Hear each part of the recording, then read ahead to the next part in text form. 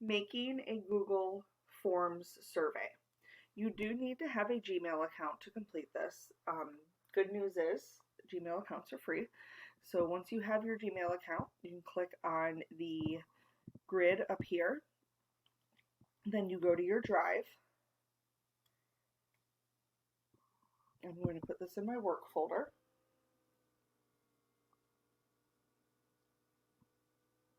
Okay, so then you click New on the left, More, Google Forms, and then I'm going to quickly make it pretty. So there's lots to choose from here. I'm going to choose this one, insert. Okay, there we go. You want to name your form.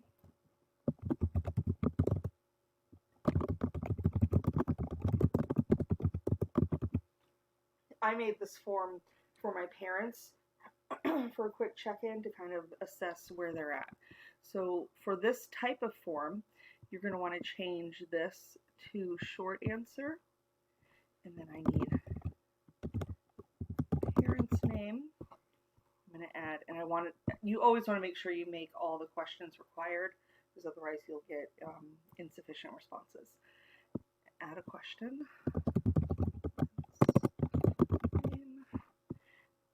That's another short answer required. All right, and then the other questions I wanted to ask my parents.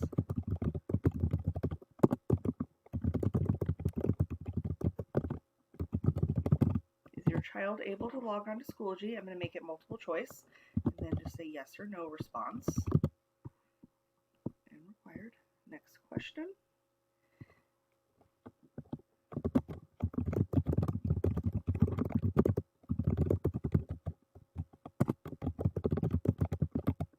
Wanted to find out what they thought of their child's workload, because I would like to start to customize things depending on student needs. So it's just right. We need more to do, or it is too much for us to accomplish right now. And then this way, once I get the responses back, I can start to customize their Schoology experience, I guess. All right, and I'm going to ask one more question.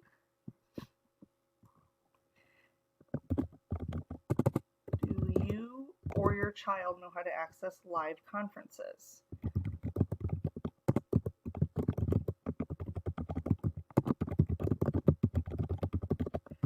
I have not had a ton of kids on. I feel like each time I do it, there's a couple more kids, but I would like to reach all my students who are on Schoology with the live conferencing.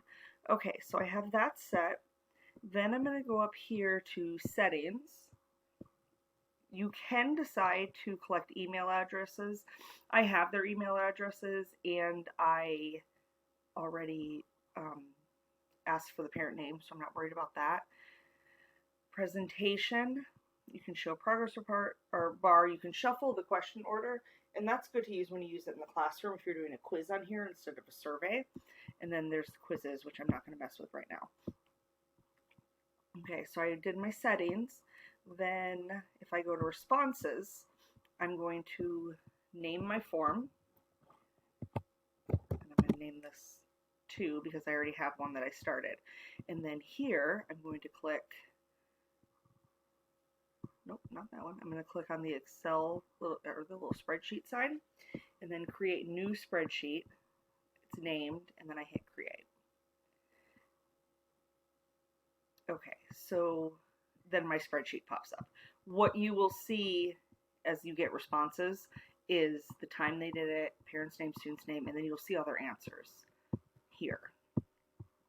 So if I hit preview, this is what the parents will see, and everything's required. So they have to type in their name, student name, and then they have to answer yes, that's right, yes, and then submit. Okay, Okay, then when I click here, you will see it automatically loads. I have everything that I just asked, and then it's all there so you can see all the students once they're done. All right, so to share, you're going to click send, and then I like to do link, shorten the URL, and then you can just copy this and post it on your class story or on Schoology in the updates, whichever works for you. So if I look here, even since I just responded, I can click on responses and I will see that all right here. And it gives a little pie graph for everything. I just really like having the spreadsheet because then once multiple people have answered, it's all right there.